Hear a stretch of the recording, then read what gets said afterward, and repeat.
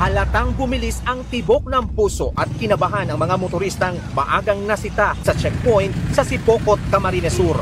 Pero agad namang napalitan yan ng kilig at ngiti dahil imbes na tiket, bulaklak ang ibinigay ng mga bantay na pulis. Kalakip naman yan ang isang flyer na nagpapaalala sa pagsunod sa traffic rules. Gaya ng mag-anak na ito na overloading sa motorsiklo. Ayon sa Deputy Chief of Police, 20 bulaklak ang inihanda nila para sa mga masisitang motorista. Paalala muna ang ibinigay sa mga lumabag ngayong araw para naman daw hindi mabad mood ang mga may date ngayong Valentine's Day. At least maibsan yung medyo kung may nanakit man sila, medyo maibsan naman.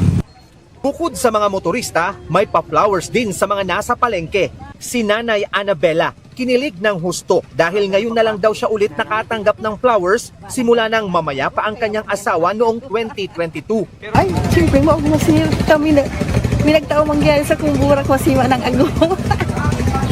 May pabulaklak din sa mga motorista at commuter sa Naga City. Pagdating naman sa Legazpi City, may paharana naman ang mga pulis.